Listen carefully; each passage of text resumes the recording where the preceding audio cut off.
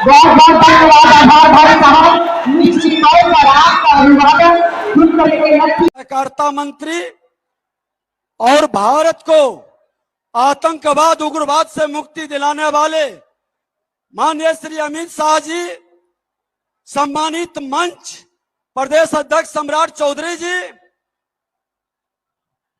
प्रकृति आपके आने से अनुकूल हो गया।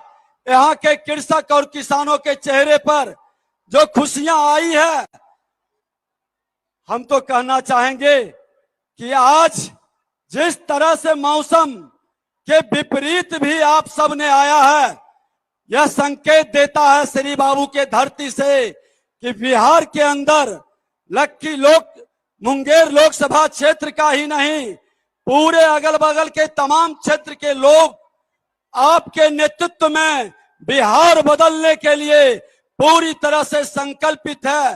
देश के प्रधानमंत्री माननीय नरेंद्र मोदी जी का सबका साथ सबका विकास का महामंत्र हर घर तक पहुंचेगा।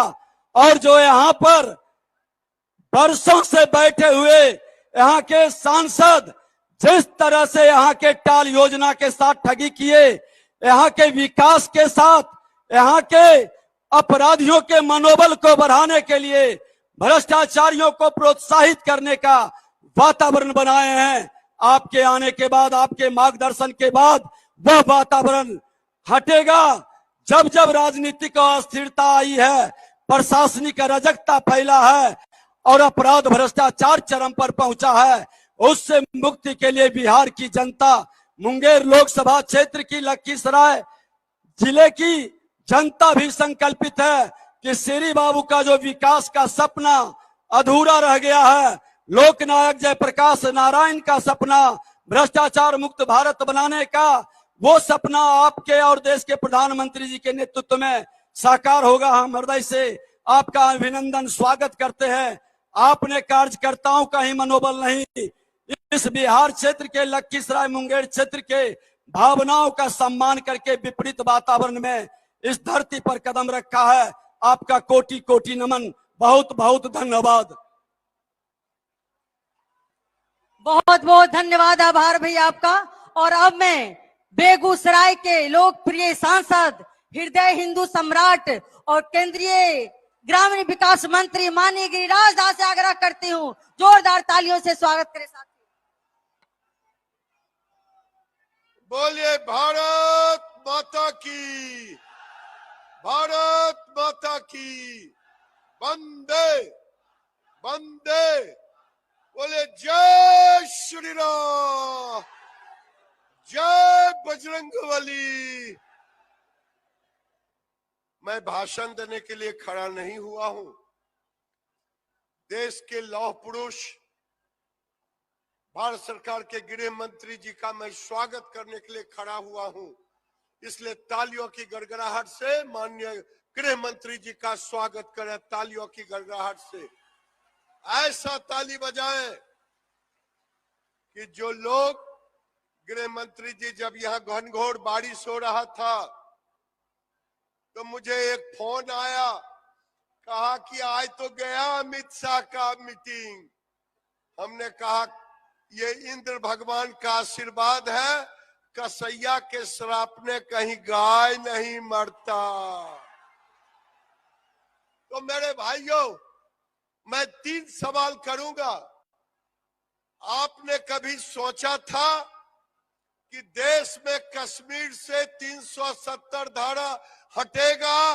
अगर सोचा था, नहीं सोचा था ना, या तालियों की गड़गड़ाहट से अमित भाई का स्वागत करें।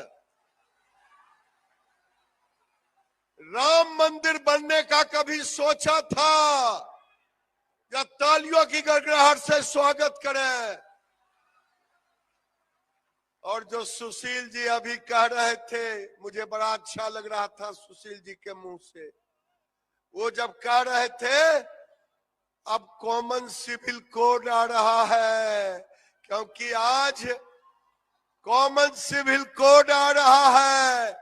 कॉमन सिविल कोड समझते हैं ना? कॉमन सिविल कोड आएगा तो सनातन धर्म के उस ऊंचाई पर ले जाएंगे जहां भारत के प्रधानमंत्री इस अमृत काल में ले जाना चाहते हैं। कभी सोचा था कि इस देश के टुकड़े टुकड़े गैंग कभी देश के अंदर में कॉमन सिविल कोड की चर्चा करेगा? सोचा था? तालियों की गड़गड़ाहट से अमित भाई का स्वागत करें। और अंतिम बात कह के जा रहा हूं, यहां 23 तारीख को एक मीटिंग हुआ, दोनों छक्के पंजे की लड़ाई चल रही। ये छक्के पंजे की लड़ाई में बाप चाह रहा था बेटा मुख्यमंत्री बने और मुख्यमंत्री चाह रहा था मेरा नाम घोषित करे प्रधानमंत्री संयोजक के लिए। जब संयोजक का नाम घोषित नहीं हुआ, लालू यादव जी ने कह दिया राहुल गांधी की शादी रचेगी और मैं उस दूल्हे के पीछे चलूंगा। लोगों ने कहा इसका मतलब क्या है? कहा मतलब साफ है, ये छक्के पंजे की लड़ाई में लालू यादव ने अभी नीतीश को पटका है और नीतीश जी अब गाना गा रहे हैं, रूठे रूठे सनम मनाऊं कैसे तुमको। मेरे भाइयों, आप अमित भाई को सुने। पत्रकारों ने कहा कि ये कहां आ रहे हैं? राष्ट्र जनता दल यू के राष्ट्रीय अध्यक्ष के चुनाव क्षेत्र में।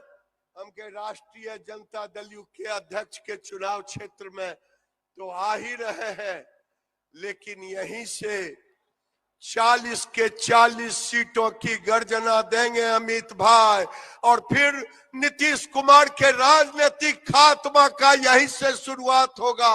होगा कि नहीं होगा? क्योंकि इस मंच पर रामचंद्र बाबू भी बैठे हुए हैं।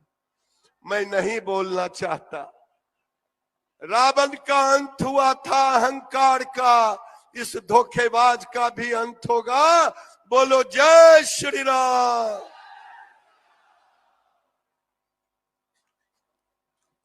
बहुत बहुत आभार बड़े भाई। और अब मैं मंच पर जिन शख्सियत को आमंत्रित करने जा रही हूं, बिहार प्रदेश के यशस्वी प्रदेश अध्यक्ष, एक सम्राट ने पूरे अखंड भारत को अखंडित किया और एक सम्राट पूरे बिहार को संगठित करेंगे। ऐसे सम्राट शेरे सम्राट चौधरी जी को आमंत्रित करती हूं। जोरदार तालियों से स्वागत करें साथियों। बोलिए भारत माता की, भारत माता की। आज ये बिहार के मुंगेर लोकसभा लखीसराय के पावन धरती पर मैं देश के यशस्वी गृह मंत्री जी का आंधी और तूफान बनकर आज लखीसराय आए। मैं जोरदार स्वागत के साथ आपसे आग्रह करूंगा, सभी ताली बजाकर इनका स्वागत करें। सम्मानित मंच और साथियों, आज बिहार में क्या स्थिति है? आज पलटू कुमार जी बिहार को कह रहे हैं कि देश के प्रधानमंत्री बनना है, लेकिन इसको पता नहीं है कि 9 साल बेमिसाल का जो लगातार रथ चल रहा है इस देश में, यशस्वी प्रधानमंत्री आदरणीय नरेंद्र मोदी जी के नेतृत्व में भारत बढ़ रहा है और आज सीना चौड़ा हमारा है। और आज बिहार के लोग इंतजार कर रहे हैं आदरणीय अमित शाह जी कि कब चुनाव आए और देश के यशस्वी प्रधानमंत्री जी को 40 की 40 सीट देकर बिहार में नीतीश कुमार जी का खाता नहीं खुलने दे। और लोग कहते हैं कि यह जनता दल यूनाइटेड का गढ़ है। याद कीजिए 2014 का चुनाव, यहीं पर जनता दल यूनाइटेड के राष्ट्रीय अध्यक्ष को हमारे एनडीए के प्रत्याशी ने 1 लाख वोटों से हराया था। और 2024 का चुनाव जब आएगा साथियों, आपका जो स्नेह प्यार है इस आंधी और तूफान में बड़ा स्पष्ट दिखता है। आदरणीय अमित शाह जी को आश्वस्त करते हैं कि मुंगेर लोकसभा के साथ साथ पूरे बिहार में जनता दल यूनाइटेड का खाता नहीं खुलने वाला है, क्योंकि अब पलटू कुमार को लोगों ने समझ लिया 33 वर्षों से बिहार के नौजवान ठगे जा रहे हैं। पूरे नौजवानों की जवानी बर्बाद हो गई। कभी 15 साल लालू प्रसाद जी को सत्ता दिया और 18 साल से नीतीश कुमार जी सत्ता में बैठे हैं। इसलिए बिहार की जनता ने पूरी तरह मन बना लिया है। आदरणीय अमित शाह जी, अब बिहार में सिर्फ और सिर्फ भाजपा का ही राज होगा, चाहे वो 24 हो या 25 हो, भाजपा के लोगों की सत्ता होगी।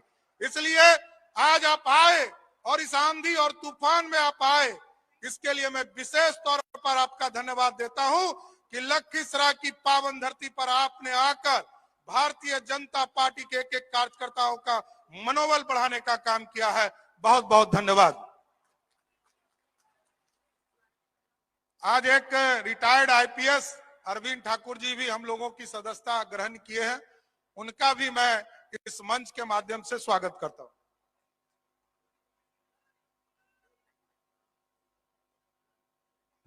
साथियों, बाबा इंद्रदमनेश्वर की पावन धरती, मां त्रिपुरा की पावन धरती, दानवीर कर्ण की पावन धरती और सिंगरी ऋषि की पावन नगरी और श्री कृष्ण बाबू की कर्म भूमि पर अपने देश के यशस्वी गृह मंत्री जी एवं सहकारिता मंत्री जी का हार्दिक अभिनंदन और वंदन करती हूं। साथियों, आज कहा गया है कि काम करो ऐसा कि पहचान बन जाए, काम करो ऐसा कि एक पहचान बन जाए और हर कदम चलो ऐसा कि निशान बन जाए। साथियों, ऐसे हमारे देश के यशस्वी गृह मंत्री जिन्होंने एक से बढ़कर एक ऐतिहासिक फैसले लिए और धारा 370 हटा करके देश में एक ऐसा क्रांतिकारी काम किए, सारा विश्व आज उनका लोहा मान रहा है, सारा देश उनका लोहा मान रहा है। और जिस नेता को सुनने के लिए इस आंधी पानी और विपरीत परिस्थिति में भी हमारे कार्यकर्ता एकजुट है।